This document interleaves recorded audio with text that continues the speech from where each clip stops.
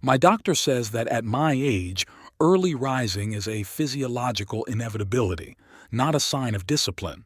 Every morning I wake up at 5:30, as if there were a timer inside me that couldn't be turned off. 78 years of experience have taught me that arguing with my own body is futile. I'm Bradford Ennis, and my world has shrunk to the size of this two-story house on the outskirts of Atlanta. A house I've lived in for almost 50 years and where every crack in the wall has a story to tell. Margaret always wanted to move to something more modern, but I was against it. My roots had grown through that foundation, and to uproot them would mean losing a part of myself. Margaret. It's been 10 years since she passed away. Pancreatic cancer is ruthless and fast, only 3 months between diagnosis and funeral. Not enough time to realize what was happening, but enough to see life leave a loved one day by day. After 48 years of marriage, loneliness feels like an amputation. You seem to be all there, but you constantly feel the phantom pain of a missing part of yourself. I've never been a person prone to excessive sentimentality. 35 years as a building inspector had taught me to look at life through the lens of pragmatism. But without Margaret, even the most mundane things lost their functionality.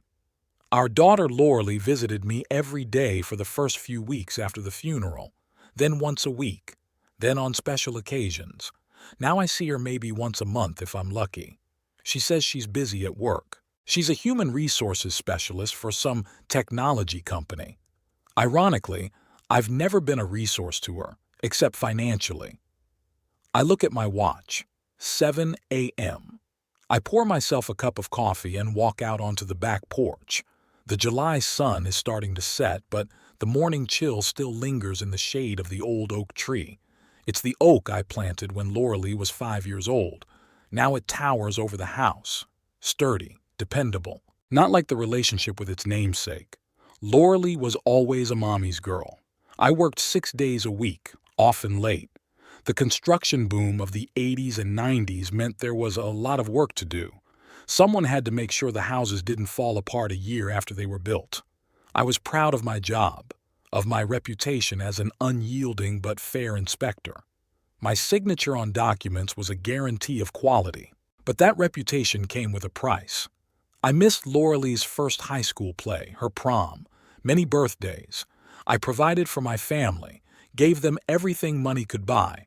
But time was the one resource I couldn't use freely. When Lauralee was 19, she announced that she was marrying Mervyn Wills, a skinny guy with running eyes and an accounting degree. I was against it.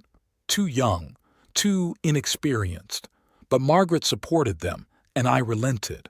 For the first time, but not the last. The wedding was modest, but I paid the bills, as did their first apartment, as did college for their daughter, my granddaughter Enid, and a lot of other things. Enid, the one ray of light in this story. 25 years old, sharp mind and honest heart. She works for some IT company doing something to do with data security. I don't always understand what she's talking about, but I love hearing her enthusiastic voice. She's the only one who calls me for nothing, no reason or request. My phone vibrates in my robe pocket. Speak of the devil, it's Enid. Grandpa, are you awake already? At my age, sleeping in before dinner is an unacceptable luxury, I reply with a smile that she can't see, but I'm sure she can hear in my voice.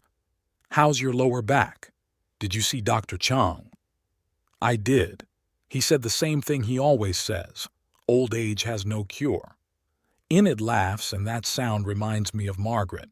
The same iridescent timbre, the same sincerity. Listen, I was wondering, could you help me with my tax return? I'm confused about these deductions, and my dad's too busy right now. Oh, here it is. Mervyn, the family's financial genius, is too busy to help his own daughter. Old man Bradford, on the other hand, always has time, and money if he needs it. Sure, baby. Come by on Saturday, we'll sort it out. After I talk to Enid, I'm in a better mood. I take a shower, get dressed, and decide to drive to the supermarket. My old Buick, which is almost as old as Lauralee and Mervyn's marriage, Starts on the third try. A faithful old friend. On the way, I passed the new Riverside Heights neighborhood.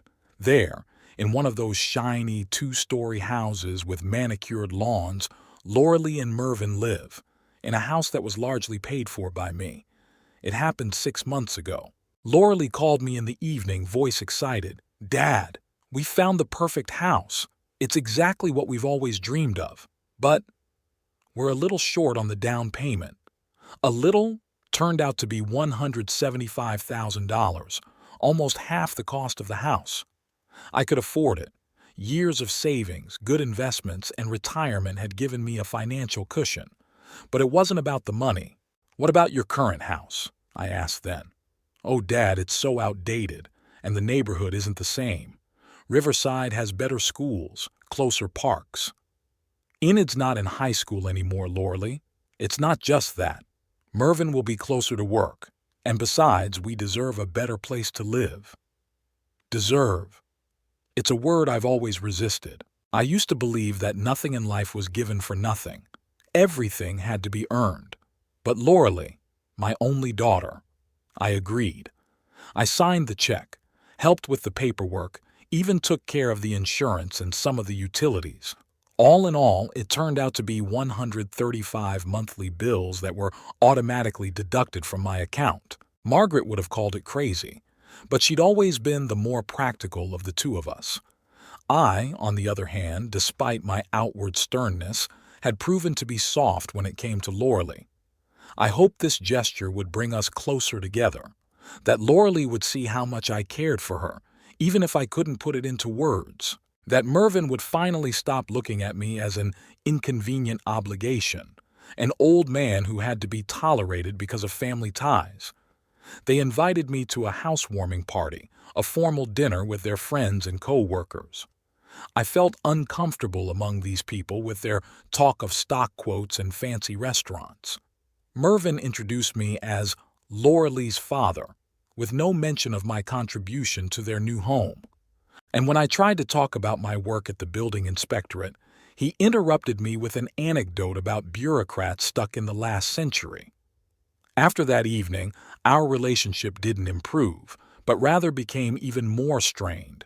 Lauralee only called when there was a problem with the house, a leaky faucet, a strange noise in the air conditioning system. I'd come, fix it, leave. Sometimes they'd take me out to lunch, hastily prepared with the distinct feeling that I was taking up their precious time.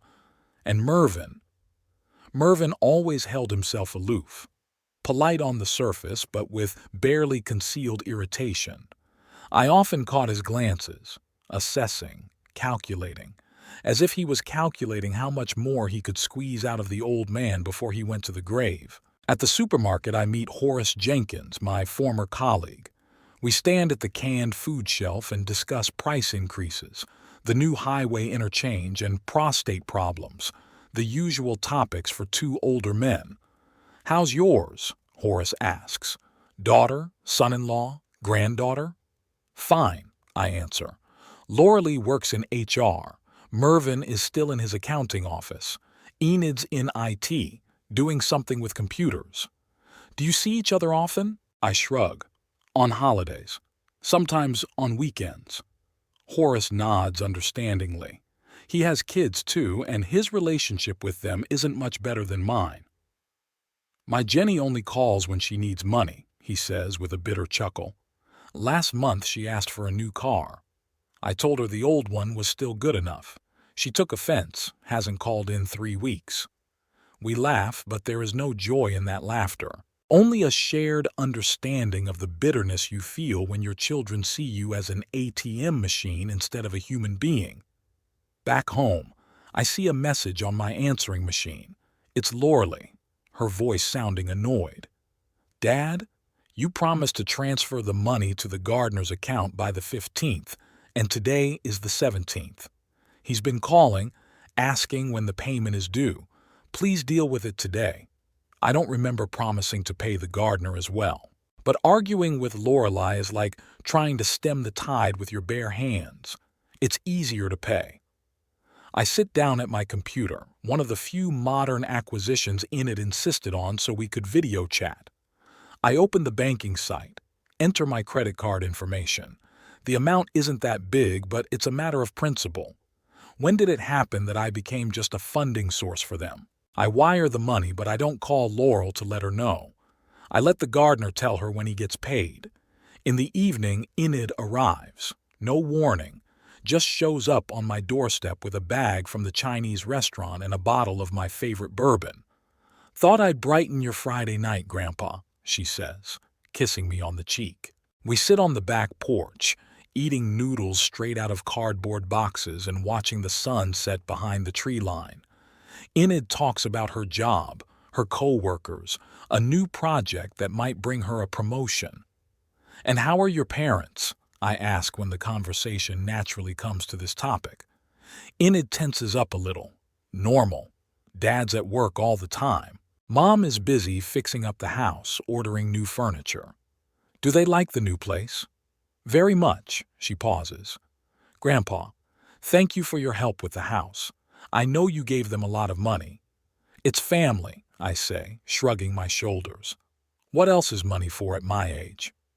Enid looks at me with a long, studying stare. "You know, sometimes I think they take your help for granted." I don't answer. What can I say? She's right, and we both know it.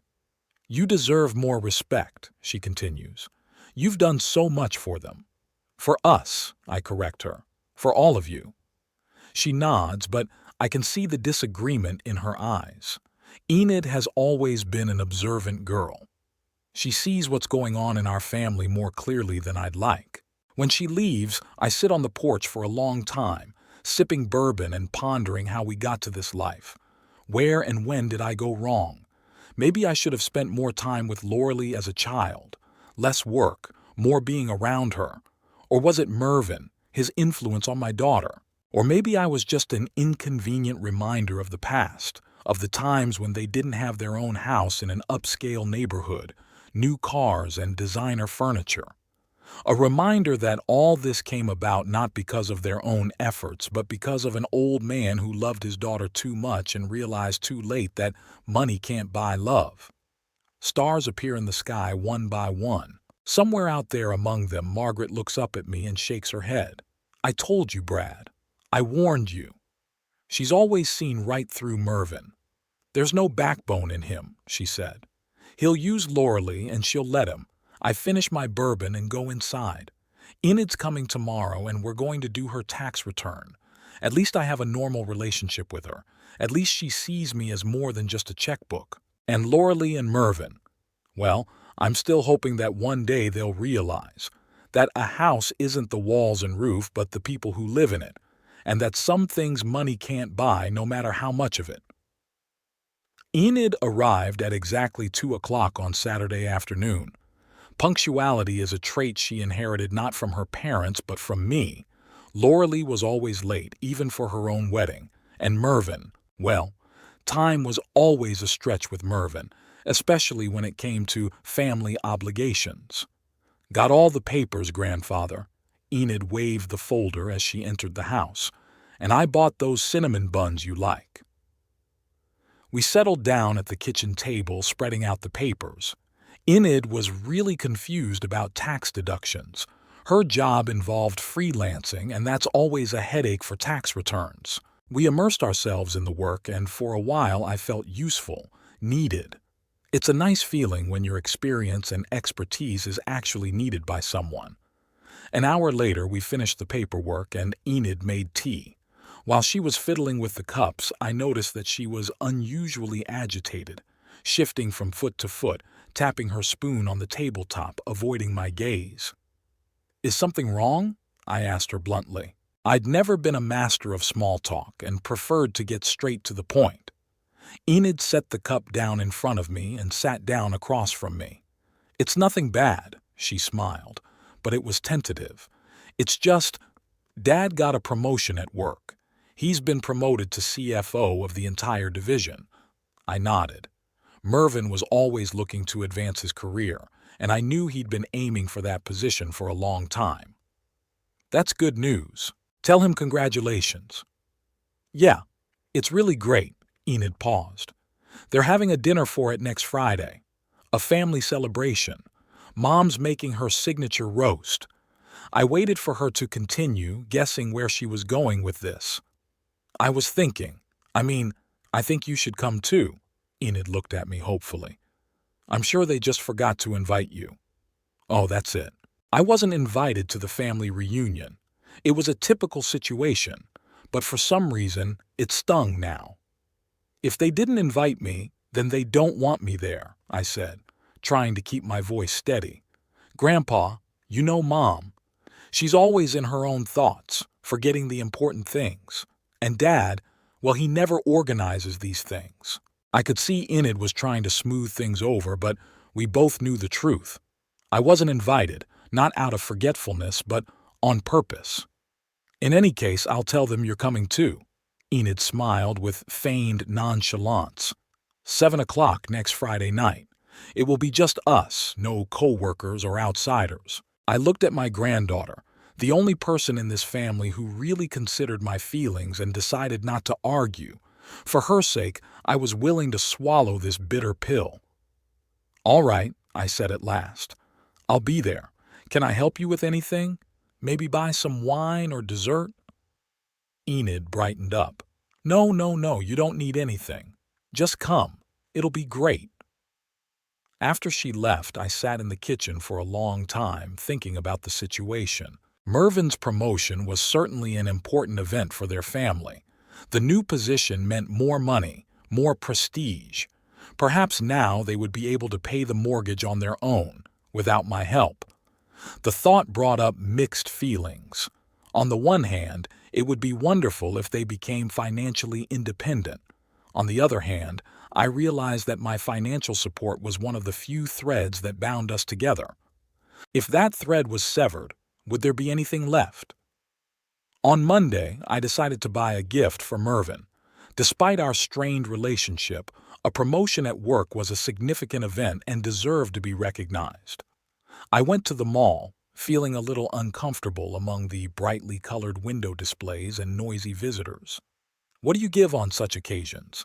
Something practical or symbolic. I wandered from store to store, looking at cufflinks, too personal, diaries, too mundane, whiskey.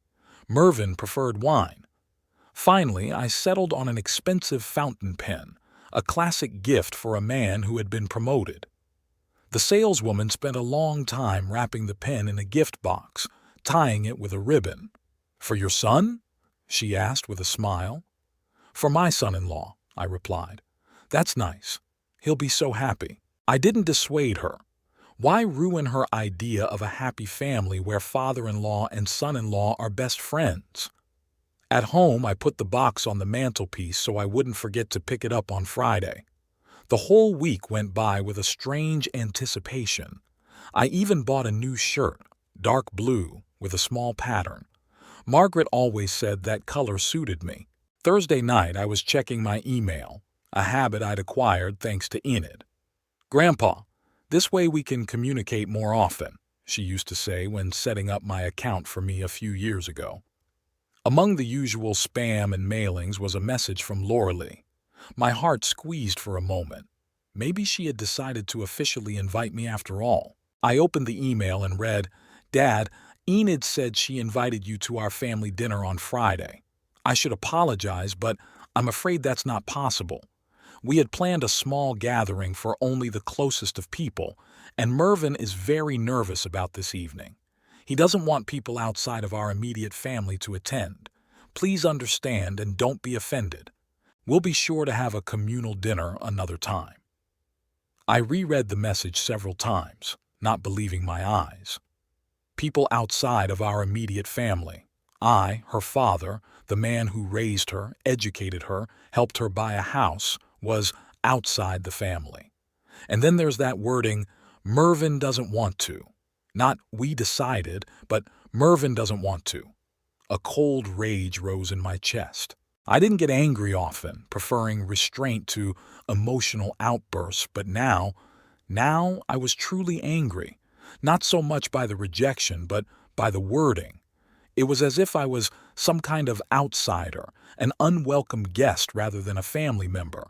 I was about to answer the letter to say what I'd been saying for years. But then I imagined Lorelei showing my message to Mervyn, and the two of them discussing the old man who thinks too much of himself. No, I would not give them that pleasure. Instead, I wrote a short reply. I understand. Give Mervyn my congratulations on his promotion. No apology, no explanation, no emotion, just a statement of fact. After sending the message, I picked up the box and pen and put it away in my desk drawer. Perhaps someday I would find another use for it or another recipient. I spent the rest of the evening going through old photo albums. Here's Lorelei at age 5, with pigtails and a gap-toothed smile.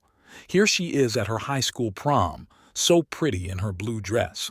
Here's her wedding to Mervyn, me walking her down the aisle, a frozen smile on my face masking doubt. Here are Enid's first days in this world, a tiny bundle in the hands of proud parents. When did it all go wrong? At what point did I stop being a father and become just an ATM machine?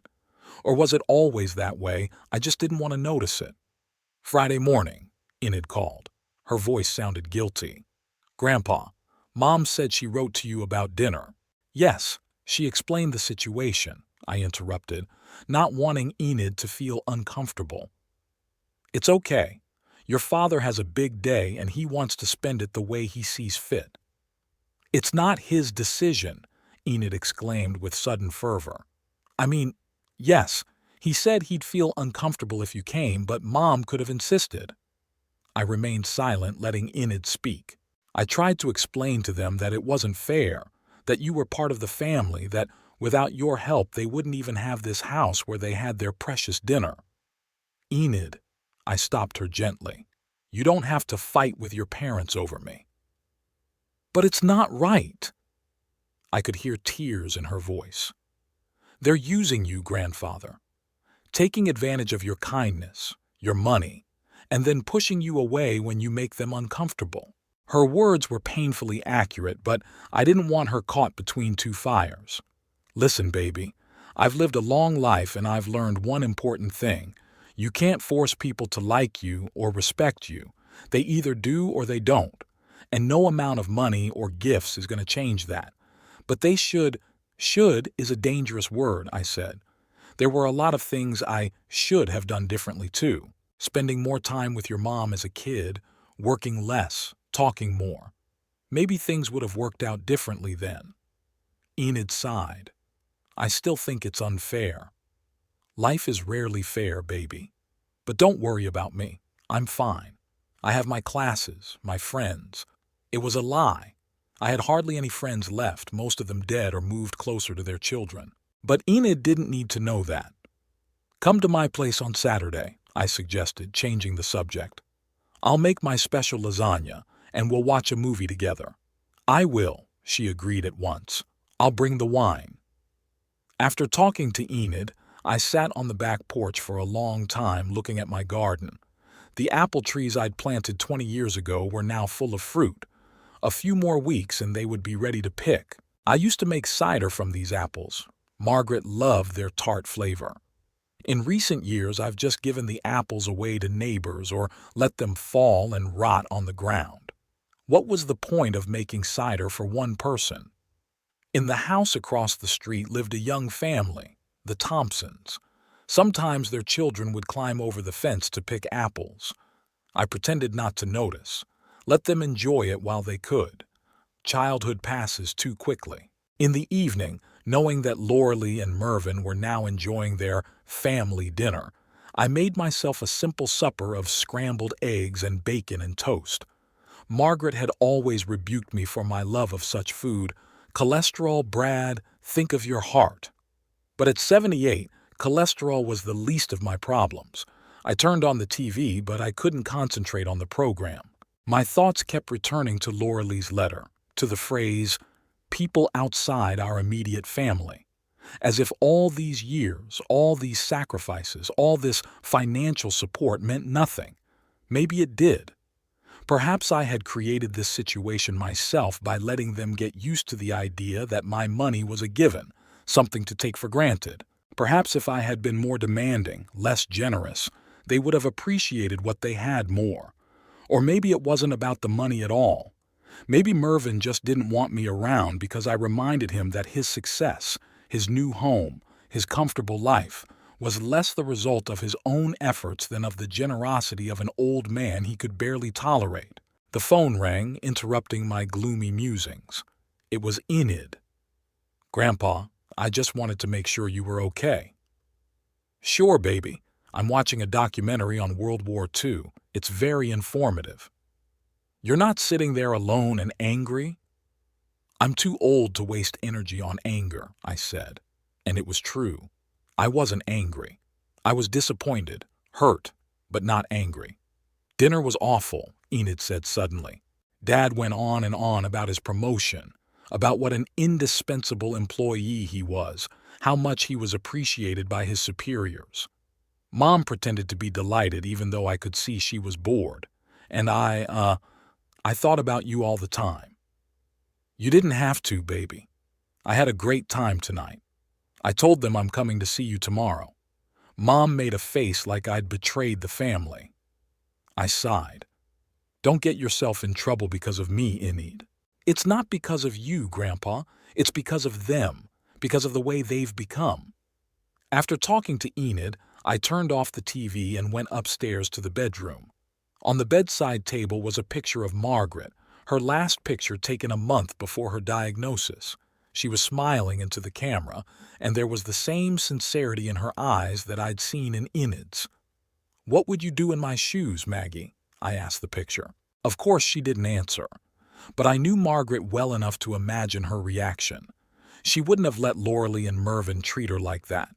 She would have told them everything she thought right to their faces, without caring about the consequences. Margaret had always been stronger than me in that respect. I went to bed, but I couldn't sleep. My mind was spinning with thoughts of family, of money, of how easy it was to break the bonds that seemed to be the strongest. Maybe I'd been clinging to an illusion all these years. Maybe Loralee had never really been attracted to me, but simply tolerated me for financial support, and in turn, I'd used the money as a way to keep her close, to replace with it what I couldn't give emotionally. It was ironic that I, a man who had prided himself all his life on being practical and sensible, was so blind when it came to my own family. Something had to change.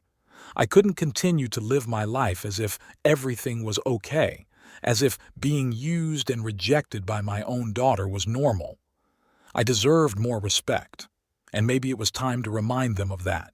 With that thought, I finally fell asleep. In the morning, I woke up with unexpected clarity in my head. I knew what I had to do, and it wasn't about revenge or punishment. It was about self-respect and finally stopping letting others take advantage of me. I made breakfast, drank my coffee, and sat down at the computer. I needed to check some financials before making a final decision. Enid arrived around 11 in the morning with a bottle of wine and a bag of fruit. I had already made the lasagna dough and was now chopping vegetables for the sauce. Cooking always calmed me down. In a world where much is beyond my control, the kitchen remained the territory where I made the rules. "How was your night?" Enid asked, kissing my cheek. "The usual. Woke up at 5, read the paper, had coffee." Enid looked at me carefully. "You look determined." I grinned. She was always observant. "Just having a good day," I answered evasively. "Help me with the sauce." We cooked together, chatting about all sorts of little things, about a new movie Enid wanted to see, a strange neighbor who'd installed a unicorn statue in his yard, a book I'd recently read. The usual grandfather-granddaughter conversation, with no mention of last night's dinner or the relationship with Loralee and Mervyn. But I could see that Enid was worried. She cast studying glances at me now and then, as if trying to figure out what was going on in my head. When the lasagna was in the oven and we had moved into the living room with glasses of lemonade, the wine was left for tonight, Enid finally made up her mind. "Grandpa, I've been thinking about yesterday, about the way Mom and Dad treated you." I nodded, giving her a chance to continue. It was wrong and unfair, especially after everything you did for them. Life is rarely fair, baby. But that doesn't mean you should just accept it, she exclaimed with sudden fervor. You deserve better. I looked at my granddaughter, so young, so passionate in her defense of justice. At her age, I too believed that the world could be changed if you wanted it bad enough. You know, I said, deciding she deserved to know the truth. I've made my decision. This morning, Enid tensed. What decision? I'm cutting off financial support for your parents. All payments on their house, insurance, utilities, everything. She looked at me with wide-open eyes. You? Are you serious? Absolutely. I've already started the process of canceling the auto payments. I'll finish the rest tomorrow. Enid leaned back in her chair, considering my words. They're going to be furious, she said at last. No doubt. They may never forgive you. I shrugged. Is there anything to forgive? Don't I have the right to use my money as I see fit? Enid bit her lip. Of course you do. It's just, they're used to relying on your help. That's the problem, I said, feeling the long, restrained irritation rising in me. They take my help for granted, as if I were obligated to pay for their comfortable lives, but I wasn't even allowed to attend the family dinner. Enid didn't argue. She knew I was right. Instead, she asked, what should I do when they start asking me about you? Tell the truth. Or say nothing. It's your decision. I don't want to put you in an uncomfortable position. She nodded and we moved on to other topics. But I could see that my decision bothered her, even though she understood its fairness. After lunch, Enid left. She had a meeting with friends planned. Left alone, I sat down at my computer and opened my bank account. It was time to take action. First, I canceled my mortgage auto payments, $2,300 monthly. Then the home insurance, $350. Loralee and Mervin's car insurance, another $280. One by one, I canceled the payments that had been deducted from my account for years, providing a comfortable life for my daughter and son-in-law. Utilities, country club memberships, cable subscriptions, even the monthly fee for the gardener, all of these were now becoming their own concern. The total came to 135 different payments that I canceled in one evening. With each canceled payment, I felt a strange mixture of emotions. Bitterness at the realization that it had come to this, relief at the decision, and, surprisingly, some satisfaction. It was as if I was finally lifting a heavy weight off my shoulders that I had been carrying for too long. Finished with my banking, I sent a short email to my attorney, informing him of my decision to end my financial support of my daughter and son-in-law. I wasn't going to change my will. Loralee would still get her share of the inheritance when I died, but until then, she would have to learn to live on her own resources. In the evening, I sat on the back porch, sipping bourbon and watching the sun go down. For the first time in a long time, I felt free, like I'd made a decision that was long overdue, but that I'd been putting off for fear of losing my last connection with my daughter. The phone rang around 8 p.m. Lorelee's number. I watched the screen light up and go out, but I didn't answer it. Not at the moment. I wasn't ready for this conversation yet. 10 minutes later, the phone rang again. This time, it was Mervin. I grinned. They must have already received notices from the bank canceling the auto payments. Nothing speeds up communication like money matters. I muted the sound on my phone and went back to my bourbon. Let them suffer for a while, wondering what was going on. Let them feel some of the anxiety and uncertainty I'd felt when I'd gotten that cold email from Loralee. Sunday morning began with a persistent knock on the door. I was just brewing coffee when I heard it, a sharp, demanding knock, as if the person on the doorstep had every right to demand my attention. I knew who it was before I even opened the door. Loralee stood on the threshold, her face contorted with anger. Behind her, by the car, Mervin's figure loomed. He didn't dare come any closer, but he didn't stay home either. "What have you done?" Lorelei blurted out instead of greeting me. I looked at her calmly. "Good morning, Lorelei. Don't you want to come in?" She squeezed past me into the hallway without taking off her shoes. Mervyn followed reluctantly, keeping his distance. "We got notices from the bank," Lorelei continued as I closed the door. "All auto payments have been canceled. All of them. Do you have any idea what that means?" "I do," I replied, heading for the kitchen. "Coffee?"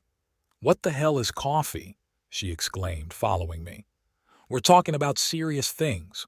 About our house. About our bills." "Your bills," I corrected, pouring myself a cup of coffee. "Not mine." Lorelei stared at me as if she were seeing me for the first time.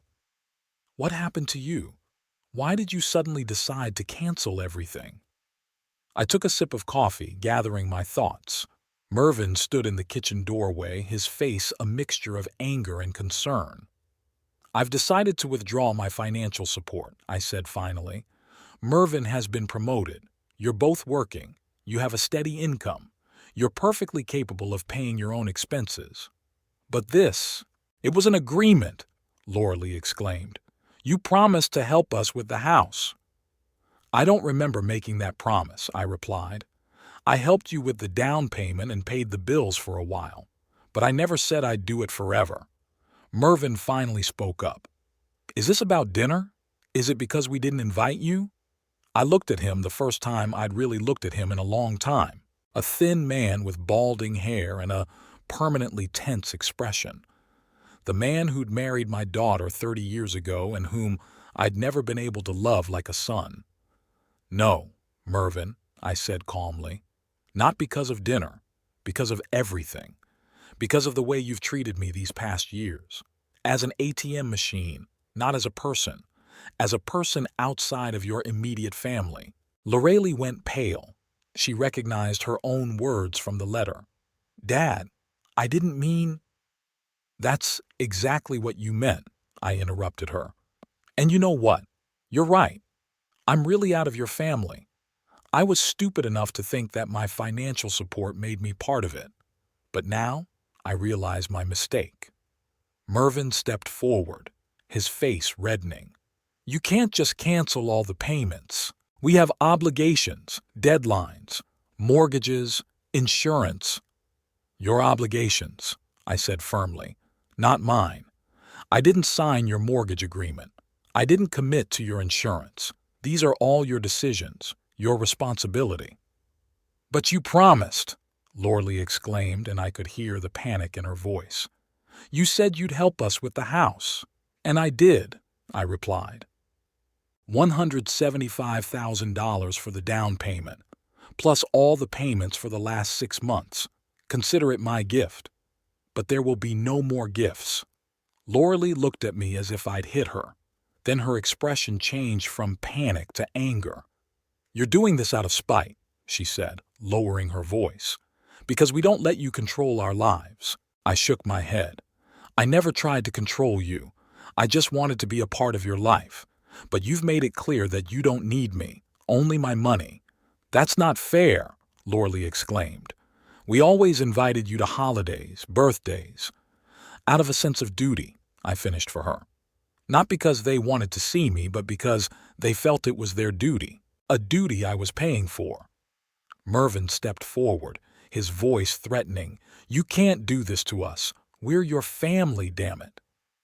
"No, Mervyn," I replied calmly. "You said yourself that I'm outside your family, and you know what? I've finally accepted it. You're free to live your life without me, and I'm free to use my money as I see fit." Lorelei burst into tears, loud, tearful tears like when she was a child and didn't get what she wanted. Those tears used to break my heart, to make me give in, to compromise, but not today. "Daddy," she sobbed, "please, we can't pay for the house ourselves. We'll have to sell it." "Maybe," I agreed. "Or find a cheaper house. Or Mervyn could ask for a pay raise to go with his promotion. You have options." "You're a cruel man," Mervyn hissed. "Always had been. Cold, calculating." I looked at him calmly. "And you, Mervyn, have always been a man who lives at other people's expense. First at your parents' expense, then Lorelei's, then mine. Maybe it's time you learn to stand on your own 2 feet. He jerked as if I'd hit him, and for a moment I thought he might lunge at me. But instead, he turned around and walked out of the kitchen. A few seconds later, the front door slammed. Lorelee looked at me through her tears. "How can you do this to me? I'm your daughter, and I'm your father," I replied. "But that didn't stop you from writing that I'm outside your family." She lowered her gaze. "It was just a phrase. I didn't think—" "That's just it, Lorelee. You weren't thinking. Not about my feelings, not about the fact that I could be anything more than a source of money." She wiped away her tears and her face took on a hard expression. "Okay, if that's how you want to play it, so be it. But don't expect us to come to your funeral. The blow was brutal, but I didn't show how much it hurt me." "That's your right," I said in an even voice. "Just like it's my right to decide what to spend my money on." Lorelei turned and walked out, slamming the door even harder than Mervyn had. I stayed in the kitchen, finishing my coffee, which was already getting cold. The phone rang an hour later. It was Enid. "Grandpa, are you okay? Mom and Dad just got home. They're furious." "I'm fine, baby. Are you?" Shocked, to be honest. I've never seen my parents like this before. Mommy crying, Daddy screaming betrayal and ingratitude. "What happened?" I sighed. "They came to see me." I explained my decision. "And they accepted it?" "Not exactly," I grinned. "They reacted more like children whose favorite toy had been taken away." Enid was silent for a moment, then said quietly, "Mom says you're doing this out of revenge, because you weren't invited to dinner. What do you think?" I think you have every right to control your money, and that your parents are too used to relying on you." I smiled. My clever girl. "Thank you, Enid. But I don't want you fighting with your parents over me."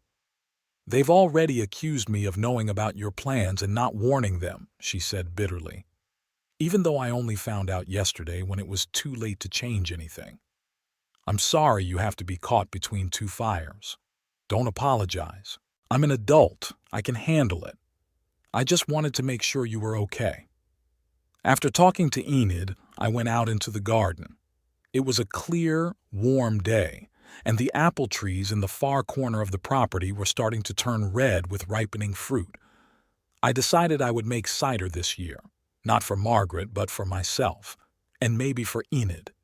The phone rang several more times throughout the day. Lorelee, then Mervyn, then Lorelee again. I didn't answer it. What else was there to say? Everything had already been said this morning. In the evening came a message from Mervyn, a long one, full of threats and accusations. He wrote that he would contact a lawyer, that I had broken the verbal agreement, that they would sue me for financial fraud. I only grinned as I read it. Mervyn knew enough about finances to know that no court would make me pay their bills. There was no written commitment, no contract, just my goodwill, which had dried up. Another message came from Lorelee, more emotional, with an attempt to press pity. She wrote about how hard it was going to be for them, how they were counting on my help, how it might affect their reputation in the new neighborhood if they had to sell the house. I didn't respond to any of these messages. Instead, I sat on the back porch with a glass of bourbon and felt truly free for the first time in a long time. Free from the obligations I had placed upon myself. Free from the illusion that I could buy my daughter's love. It was a bitter freedom, but freedom nonetheless. The calls and messages continued on Monday. The tone became threatening or pleading, but the essence remained the same. Return the money, keep paying, don't ruin our lives. I went about my business, ignoring this torrent. Went to the store, went to the bank to discuss some investments, had lunch with Horace Jenkins in a little cafe near the house. "You look different," Horace said as we waited to order. "Calmer." "I've made a big decision," I answered evasively. Horace nodded understandingly. He wasn't the type to ask questions. In the evening, Enid arrived. She looked exhausted, dark circles under her eyes, a tense shoulder line. "My parents have been calling me all day," she said, dropping into a chair. "They wanted me to talk to you, to convince you to change your mind." "And what did you say?" "That it was none of my business. That you're adults and you'll figure it out on your own." I nodded. "That's right. Don't let them drag you into this." Enid sighed. "They're panicked, Grandpa. Really panicked. They've got huge mortgages, loans, which they took out with my money," I finished for her, "without asking me, without discussing it with me, just taking it for granted that I would be paying for their lifestyle forever." Enid didn't argue. She knew I was right. "What's going to happen now?" she asked after a pause. "They'll adjust," I replied. "They might have to sell the house, find something more modest. Or Mervyn will have to actually work for the promotion he got, not just brag about it. Or Lauralee would have to reconsider her spending on designer clothes and spa treatments." Enid smiled weakly. "Sounds reasonable. But they're in no state to think rationally right now. They're adults, baby. They can handle it." We sat in silence, each of us immersed in our own thoughts. Then Enid said quietly, "You know, I always wondered why you let them use you for so long, why you didn't just say no sooner." I looked at her, my smart, perceptive granddaughter who saw what I myself had long been unwilling to admit. "Because it was easier for me to give money than the things that really mattered," I answered honestly. "Love, time, attention. I've always been stingy with emotion, but generous with financial support. And somewhere along the way, I had come to believe myself that one could replace the other." Enid came over and hugged me, tightly, sincerely, as no one had hugged me in a long time. "You deserve the best, grandfather," she whispered, "and I'm proud of you for finally standing up for yourself." When she left, I sat in silence for a long time, thinking about her words. Had I really stood up for myself? Or was I just getting back at my daughter and son-in-law for years of neglect? Was my revenge fair, or had I stooped to their level? I didn't know the answers to these questions. All I knew was that for the first time in a long time I felt real. Not an ATM, not a convenient sponsor, but a human being with his own desires and boundaries that others should respect. Tuesday brought a new wave of calls and messages. Lauralee sent a long letter of apology, so fake it was embarrassing to even read. She wrote about how sorry she was for her words, how she appreciated me not only for my financial support, but for my wisdom, my experience, and for being her father. Words that might have moved me a week ago now seemed hollow. If she really felt that way, she wouldn't have written that cold letter declining the dinner invitation. Mervyn, on the other hand, went from threats to attempts at rational persuasion. He sent a detailed financial plan showing how my money helped them now, but would be less needed in the future when his career went up after his promotion. He even offered to pay me interest, turning my help into an investment of sorts. I deleted his letter before I even finished reading it. It was all an attempt at manipulation, just with different methods. Lauralee was pushing emotion. Mervyn was appealing to rationality. But the goal was the same, to get access to my wallet back. By Wednesday, the calls became less frequent and the messages shorter and angrier. They were apparently beginning to realize that I wasn't going to change my mind. Lauralee sent a text accusing me of never truly loving her, of always prioritizing money over family. The irony of that accusation didn't escape me. Mervyn, for his part, hinted that I might regret my decision when I needed help in my old age. Think about the future, Bradford. Who will be there for you when you can't take care of yourself? That threat might have scared me before. Now, however, I only grinned. If their concern for me depended on my financial support, it wasn't concern at all, but a simple transaction, and I preferred to be alone than to be with people for whom my value was measured by the amount of money in my bank account. It had been 2 weeks since I'd canceled all payments. 2 weeks of relative calm, except for the occasional calls from Lorelei and Mervyn, which I still ignored. A new rhythm had settled into my life. I got up early, ate breakfast, read the paper, occasionally met with Horace or other acquaintances, and worked in the garden. A simple, quiet life without drama or manipulation. Enid stopped by a few times, but not for long. She was busy at work and, as I understood it, trying not to get too deeply involved in our conflict with her parents. She told me that the atmosphere at home had become even more tense. Loralee and Mervyn were constantly fighting, blaming each other for the situation. "Daddy says Mommy should have treated you better so you wouldn't stop making payments," Enid recounted. "And Mom blames him for insisting on buying such an expensive house, knowing they couldn't afford it without your help." I listened without commenting. Let them sort it out for themselves.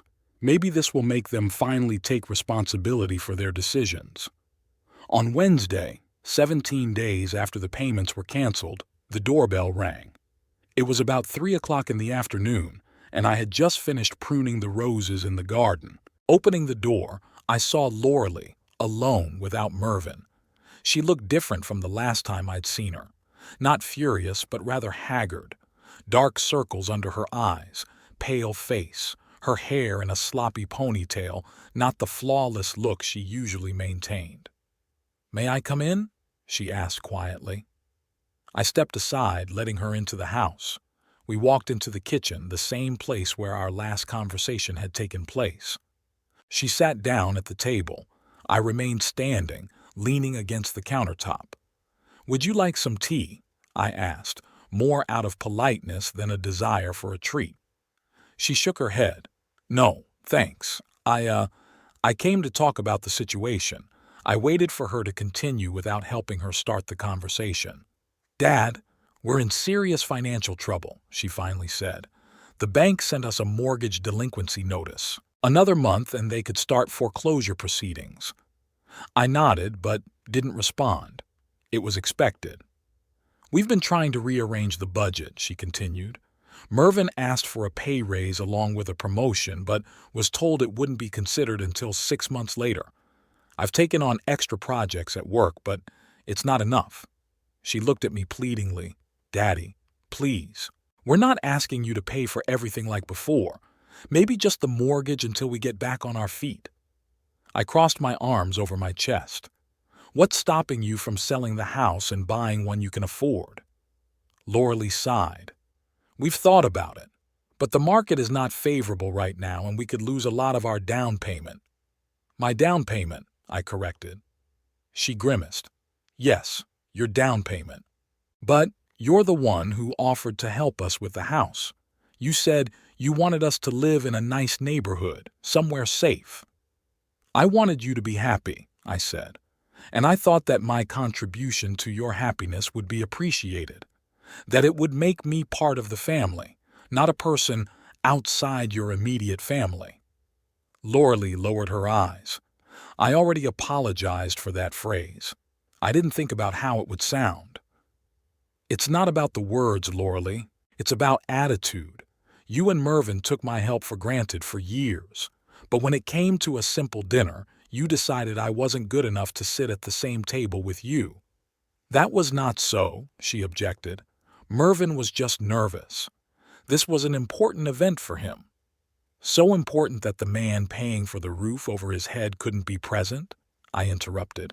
Loralee didn't answer, and in her silence I saw confirmation of my words. "You know," I continued, "all these years I've given you money, thinking that it's a way to remain a part of your life, that it would make up for my absence when you were a child, my emotional restraint. But I was wrong. Money doesn't buy love or respect. It only creates the illusion of a relationship." Loralee looked up. There was something new in her eyes. Not pleading or anger, but some kind of understanding. "You're right," she said quietly. "We took your help for granted. And that was wrong." I was surprised by that admission, but I wasn't quick to rejoice. Too often in the past, Lorelei had said what I wanted to hear in order to get what I wanted. "But now we're really in trouble," she continued. "And I'm asking you to help us, not because I think it's your responsibility, but because you're my father, and I hope you still care about us." I looked at my daughter, no longer a young woman, a mother of a grown daughter, a professional with a good career. And yet she sat in front of me like a child waiting for Daddy to solve all problems. "Loralee, I said at last. You're 53 years old. Mervyn is 56. You both work. You have a steady income. If you can't afford this house without my help, then you shouldn't have bought it. It's not my responsibility to support a lifestyle you can't provide for yourself. Her face changed from pleading to annoyance. Is that how you see it? As a lesson in financial responsibility? I look at it as reality, I replied. You're adults who made a choice and now have to live with the consequences. What about your choices? She suddenly blurted out. You chose to work 6 days a week when I was a kid. You chose to miss my school recitals, my birthdays, my big moments. You chose to be an absent father, and now you resent me for not including you in every aspect of my life? Her words hurt because there was some truth in them. I did work too hard when she was little, but that wasn't the whole truth. I worked to provide for you and your mother, I said calmly, to make sure you had everything you needed, food, clothing, education. I was doing what I felt was my duty as a father and husband. And emotional support and presence? Isn't that a father's responsibility too? I sighed. You're right. I wasn't the perfect father. I was too focused on material provision and not enough on emotional connection. And I regret that. But that doesn't excuse the way you and Mervyn have treated me these past years. Loralee stood up, her face flushed with anger. So this is revenge? For not being the perfect daughter? For not calling often enough? For not inviting you to every dinner? No, I shook my head. This isn't revenge. It's just a decision to stop pursuing relationships that hurt me, to stop being used by people who only see me as a source of money. It's not fair, she exclaimed. We didn't see you only as a source of money. You're my father, Enid's grandfather. Who wasn't invited to the family dinner, I finished for her. Who's called the man outside the family, the one you only call when you need money or help with the house.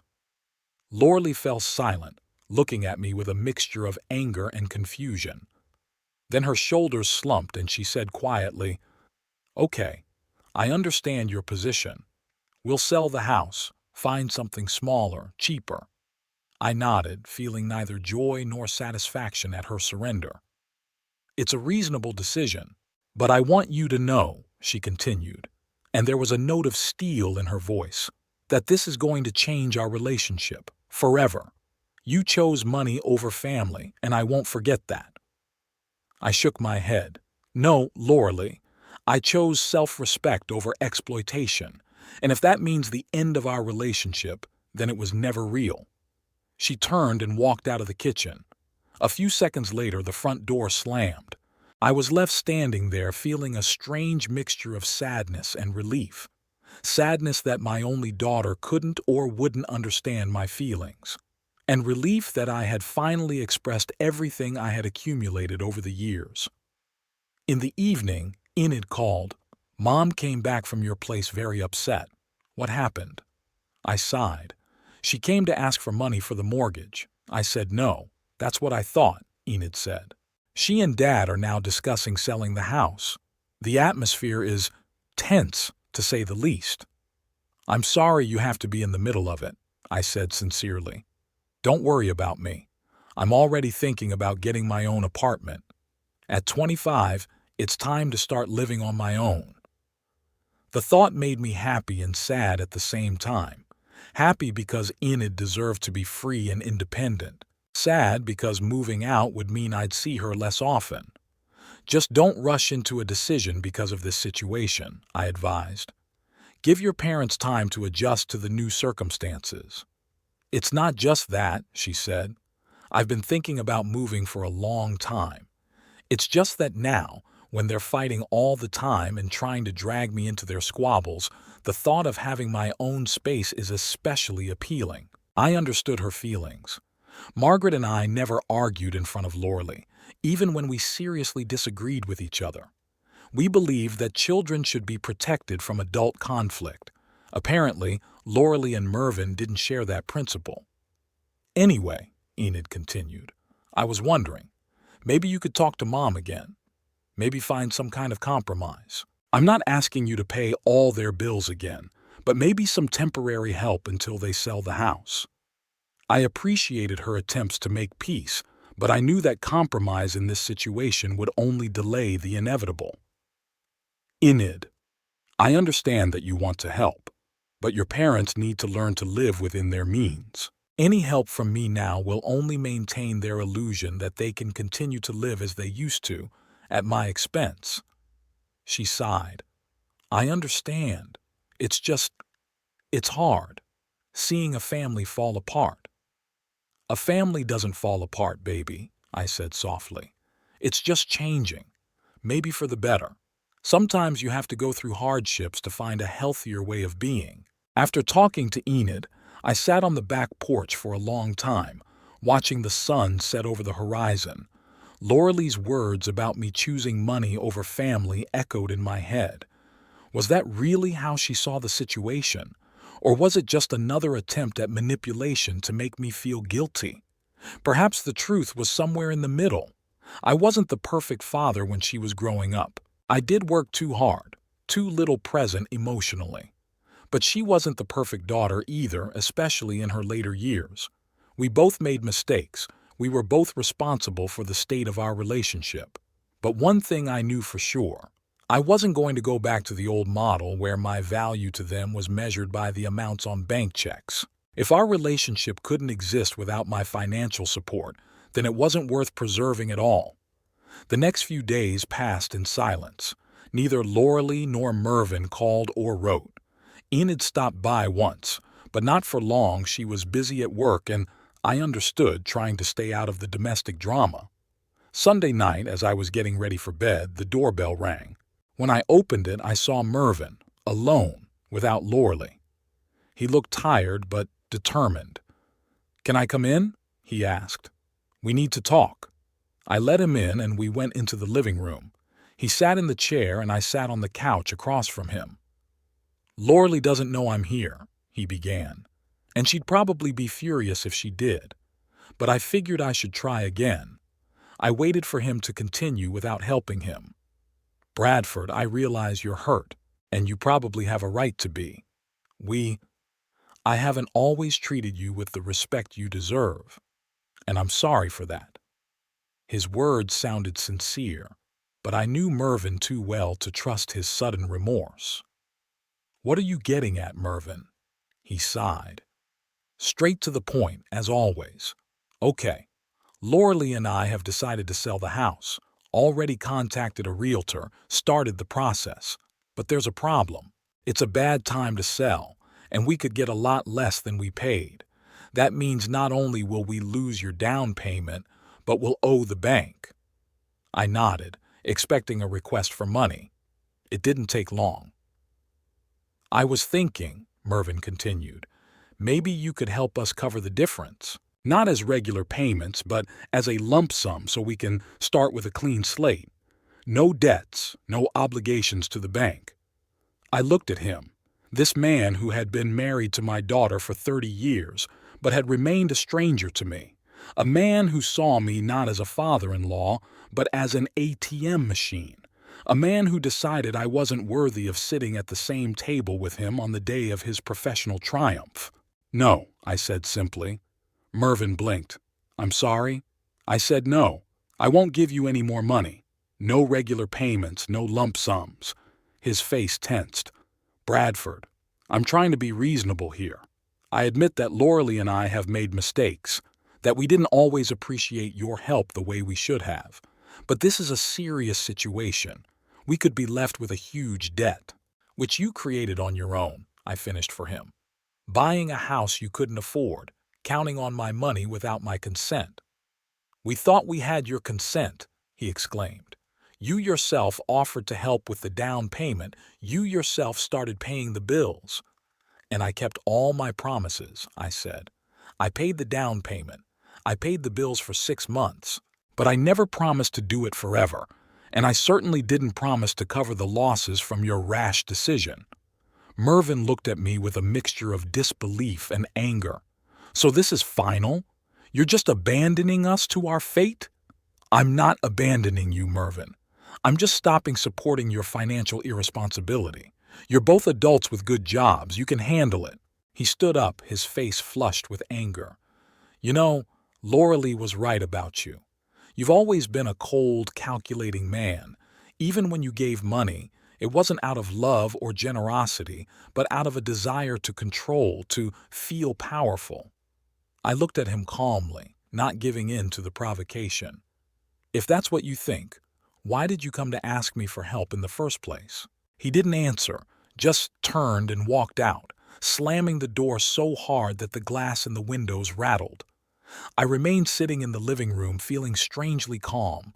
Mervyn had tried to hurt me, accusing me of being cold and wanting to control. But the truth was that he and Laura were the ones who had always tried to manipulate me, either through guilt or family duty or threats to end the relationship. And now that all those methods weren't working, they'd resorted to direct accusations, hoping I'd flinch, feel guilty, and open my wallet again. But I wasn't going to do that. Not out of revenge or cruelty, but out of a realization that it would be unhealthy for all of us, for me to continue to be used, for them to continue to live under the illusion that you could rely on other people's money indefinitely. The next day, Enid called, her voice sounding worried. "Grandpa, are you all right? Dad came back yesterday very angry. He told Mom that you refused to help with the sale of the house and that you were enjoying their misery." I sighed. "I'm fine, baby. And I'm not enjoying anyone's misery. I just refuse to give them any more money." "That's what I thought," she said. "But they're in a very bad way. Dad's talking about bankruptcy, Mom's crying and blaming everyone around her. It's like a nightmare." I felt a prick of guilt, not for my decision, which I thought was the right one, but for Enid having to witness all this. "I'm sorry you're going through this," I said. "Maybe you should move away for a while. Do you have any friends you could stay with?" "I'm already thinking about it," she replied. "My colleague Emily has offered to let me stay with her until I find my own apartment." "That's a good idea. You need time and space to focus on your life, not on your parents' problems." Enid was silent for a moment, then said quietly, "Grandpa, I know you're right about this situation, that the parents created their own problems and should solve them themselves, but it still hurts me to see the family fall apart." "I understand, baby. It hurts me too. But sometimes you have to go through pain to find a healthier path." After talking to Enid, I sat in my favorite chair for a long time, reflecting on the situation. Perhaps I had been too harsh with Mervyn yesterday. Perhaps I should have offered some compromise, some limited help. But then I remembered all the years of neglect, all the times they'd used me, all the times I'd felt needed just because of my wallet. And I realized I had done the right thing. I couldn't continue to maintain this unhealthy dynamic. I couldn't keep being their financial safety net, allowing them to live beyond their means. I couldn't keep giving money to people who didn't respect me enough to invite me over for family dinner. It was a painful truth, but a truth nonetheless. And sometimes you have to accept the pain in order to move on. A few days later, Enid announced that she was moving in with a friend. Laura and Mervyn had officially put the house on the market and were looking for something more affordable. Their relationship was strained and they were constantly fighting, blaming each other for their financial problems. "Mom still says you're doing this out of revenge," Enid recounted. "And Dad blames her for not being a considerate enough daughter. It's like a vicious cycle of accusations and no one wants to take responsibility." I wasn't surprised. Laura and Mervyn have always been masters in the art of shifting blame. But this time, I wasn't going to be their scapegoat or their savior. I chose a different path, the path of self-respect and healthy boundaries. And even though it was hard, even though it hurt us all, I knew it was the right decision in the long run. Maybe one day Laura and Mervyn will realize that. Maybe they'll learn to live within their means, to take responsibility for their decisions, to build a relationship based on mutual respect rather than financial dependence. And if they don't, well, I did the best I could. I gave them a home, an education, support. I've been there for them when they needed me, not always emotionally, I admit, but always financially. And now it's time for them to learn to stand on their own 2 feet. It's been a month since Lauralee and Mervyn put the house on the market. A month with no calls, no requests for help, no accusations. Complete silence, broken only by occasional visits and calls from Enid, who kept me in the loop. It was a surprisingly warm October morning. I was sitting on the back porch with a cup of coffee, watching 2 thrushes arguing over the last berries on a bush. The phone vibrated, a message from Enid. "Grandpa, they finally sold the house. Much cheaper than they wanted. Moving this weekend to an apartment in Brookhaven." I sipped my coffee, feeling strangely indifferent to this news. Not long ago, I would have felt a prick of guilt or anxiety. Now, nothing. It was like we were talking about strangers. "Aren't you being a little hard on them?" Horace Jenkins asked me yesterday when we were playing chess in the park. A daughter, after all, the only one. Cruel? I moved my queen to checkmate him. Or fair? Where is the line where self-respect becomes cruelty? Horace scratched his chin thoughtfully. "You may be right. I'm just afraid you'll be alone." "I am not alone," I replied, smiling. "I have Enid, and I think I've made some new friends. Yes, new friends. Who would have thought that at 78 you could start a new chapter of life?" It all started with an announcement in the local library. "The Classical Literature Lovers Circle invites new members," read a modest leaf on the bulletin board. I signed up, not particularly expecting anything interesting, just to occupy my time. The first meeting exceeded all expectations. 8 people, all around my age, gathered to discuss Dickens's A Tale of Two Cities by Dickens. The conversation quickly turned from literary analysis to a philosophical discussion about sacrifice, loyalty, and the choice between duty and personal happiness. "What do you think, Mr. Ennis?" asked the circle leader, Eleanor Greenwood, a 75-year-old widow with lively brown eyes and a quiet but confident voice. "Would you agree with Carton's choice?" I wondered. "I think each of us has sacrificed something for others at least once in our lives. The question is how many times we can sacrifice before we lose ourselves." My answer sparked a lively discussion. After the meeting, Eleanor approached me. "Interesting thought, Mr. Ennis.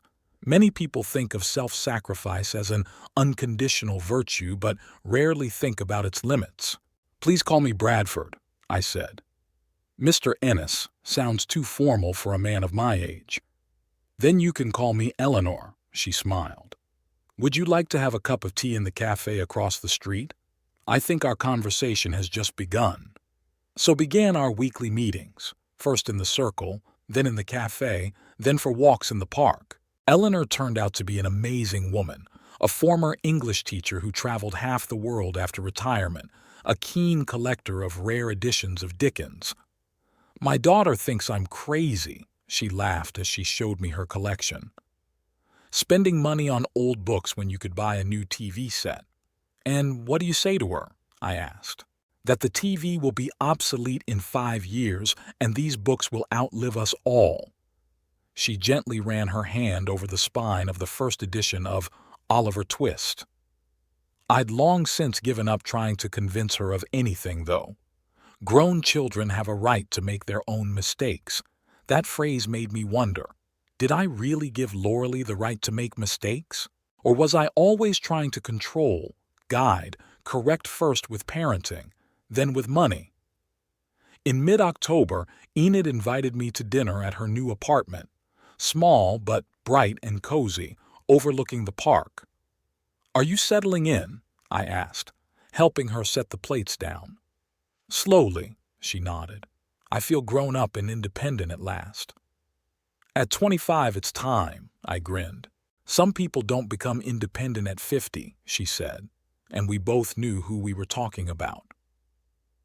At dinner, Enid told me that Lauralee and Mervyn had already moved into a new apartment, a 2-bedroom, in an old building with no elevator overlooking the parking lot. "Mom's terrified of the neighborhood," Enid said. She says the neighbors are too loud and the entryway smells like cats. What about Mervyn? I asked. Strangely, he seems to be adjusting more easily. He says he's wanted to live closer to work for a long time, and also, she hesitated. What? He got a second job.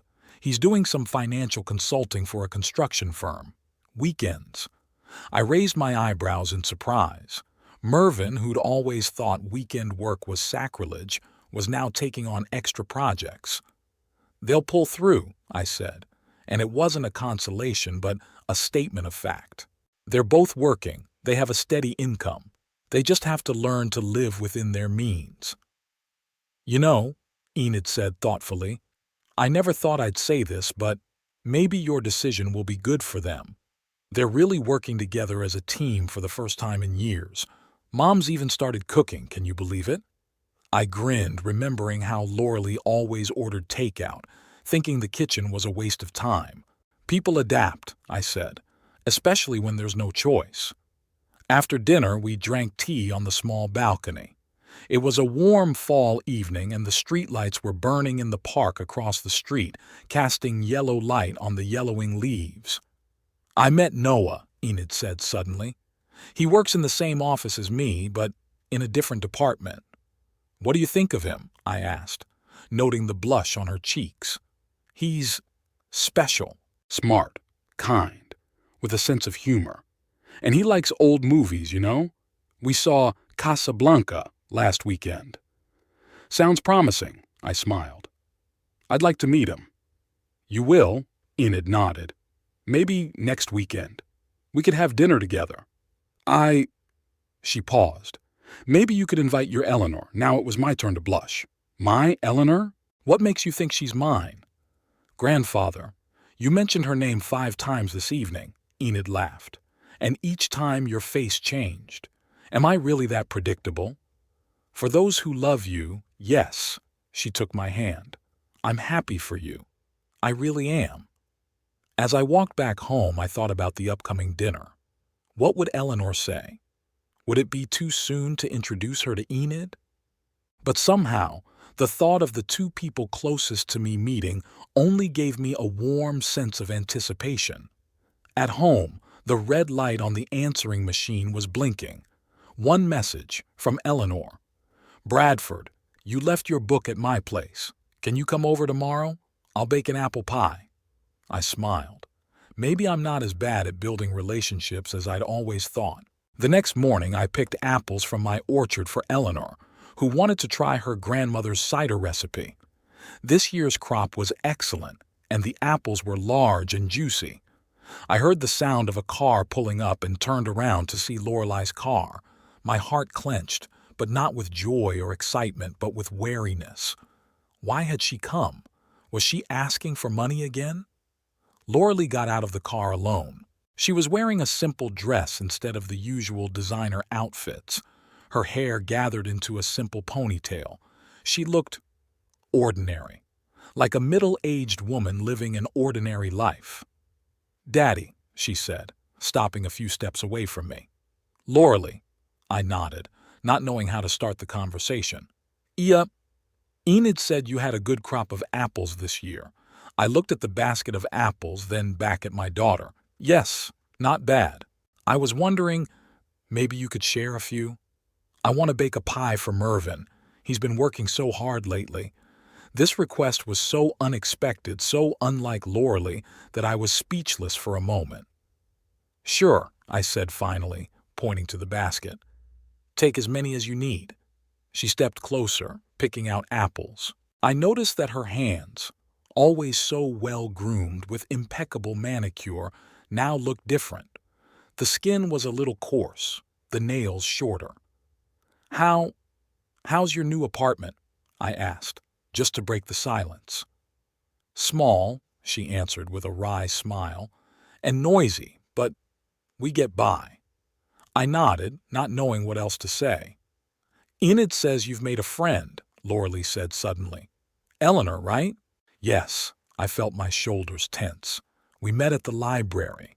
That's good. I'm happy for you. We stood in awkward silence, two people bound by blood but separated by years of misunderstandings and resentment. Dad, Loralee finally said, looking somewhere past me, I'm not going to apologize for what Mervyn and I did, for the way we've treated you all these years. Not because I'm not sorry, I am, really, but because no apology will make up for the past. I remained silent, letting her speak. But I want you to know, she continued, that I understand why you did what you did, and I don't hold a grudge against you. I looked at my daughter, not perfect, not the way I'd always wanted her to be, but real, flesh and blood, with all her flaws and weaknesses. I don't hold a grudge either, Loralee, I said finally.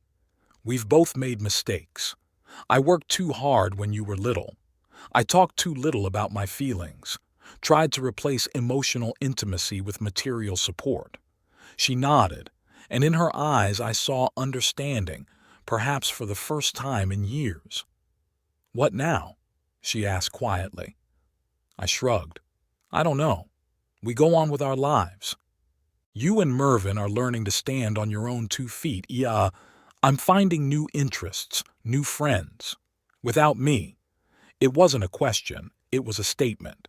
Yes, without you, I agreed. And maybe it's better for both of us. Sometimes you need distance to see things clearly. Lorelei picked up the basket of apples and headed for the car. At the door, she turned around. I'm still your daughter, Daddy, no matter what happens. I nodded. And I'm still your father, but that doesn't mean we have to be a part of each other's lives. She got into the car and drove away without another word.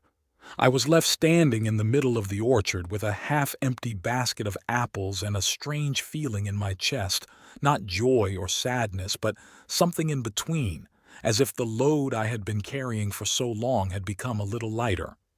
Saturday night we gathered at my house, me, Eleanor, Enid, and her new friend Noah. I made lasagna from Margaret's recipe. Eleanor brought a salad and her famous apple pie, Enid and Noah a bottle of good wine.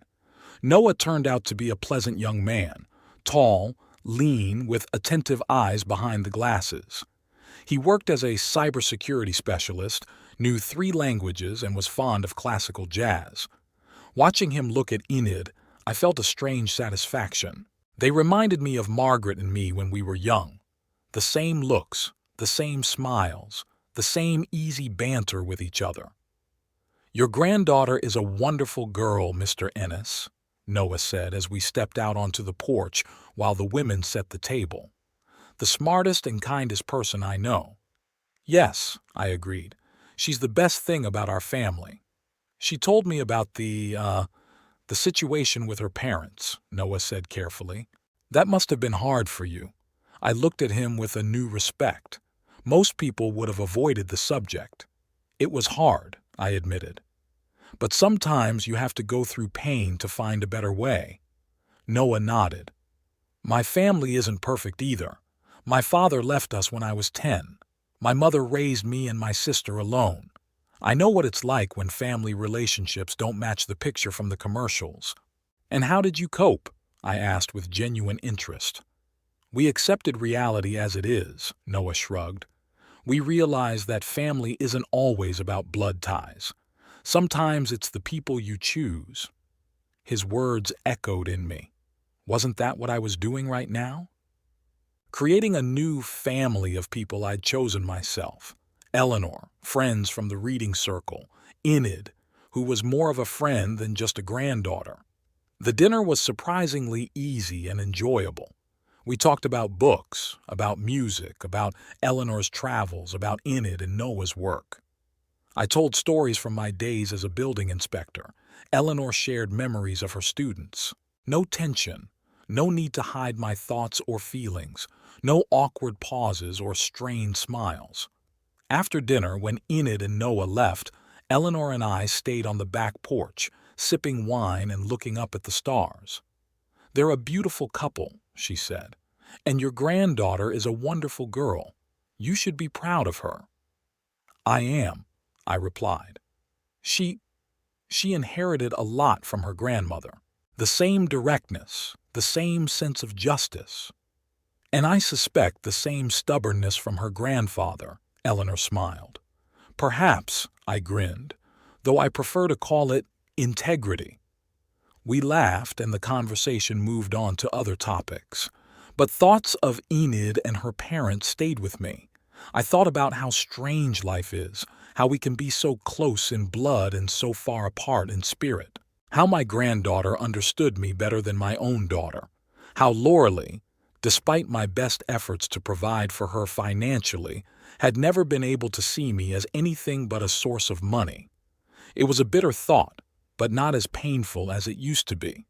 Time and distance had done its work, softening the sharp edges of memories, turning anger and resentment into philosophical acceptance.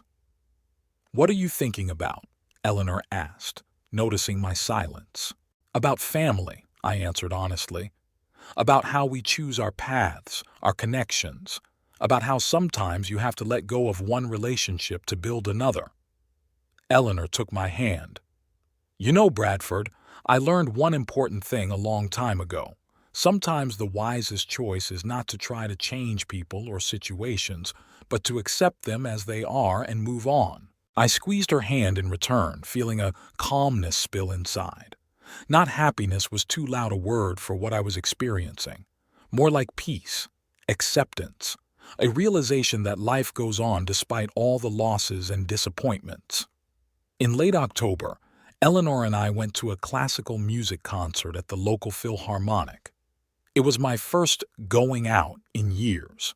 I wore my best suit. Eleanor was in an elegant navy blue dress.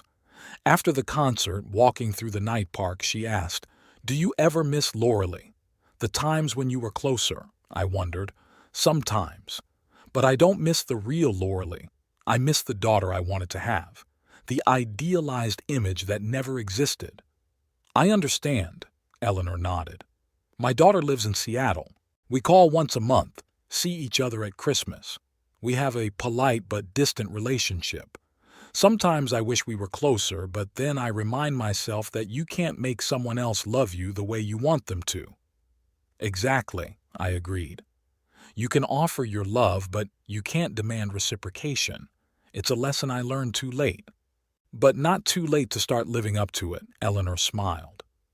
We reached her house, a small but cozy cottage with a garden full of chrysanthemums. "Would you like to come in for a cup of tea?" she asked. "I'd love to." Inside it was warm and smelled of books.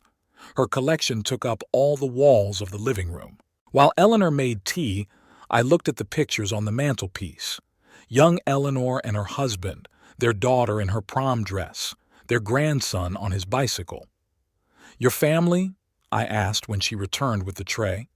"Yes," she nodded. "George died 15 years ago. Lung cancer, smoked all his life. Daughter Olivia lives in Seattle, works as a lawyer. Grandson Ethan is in college." "Do you miss them?" "Every day," she set the tray on the table. "But I've learned to live my life without dwelling on what I don't have. I travel, I read, I take a class at the library, I visit them for the holidays. It's, enough." I knew what she meant. It wasn't perfect, it wasn't what we dreamed of, but enough. Enough to make life meaningful, to give me a reason to get out of bed every morning. Coming home late at night, I felt a lightness in my chest, as if the heavy weight I'd been carrying for years had finally been lifted. Not because I'd forgiven Loralee and Mervyn, I wasn't sure I'd ever fully forgive them. And not because I had found in Eleanor a replacement for Margaret. No one would ever replace my wife. No. This lightness came from realizing that I had finally begun to live for myself, not as an ATM for ungrateful relatives, not as an eternally guilty father, not as a shadow of my past, but as a human being, with my own desires, interests, boundaries, a man who deserves respect and has the right to demand it from others. At home, I sat on the back porch, in the same chair where I had once spent evenings with Margaret. The night sky was studded with stars, the air cool and fresh. A dog barked somewhere in the distance, and Quiet music played in the house next door. I closed my eyes, breathing in the smell of fall, fallen leaves, smoke from fires, ripe apples. And for the first time in a long time, I felt not only the bitterness of loss, but also a calm, confident acceptance of life as it is, with all its imperfections and unpredictable twists and turns, with all its losses and gains.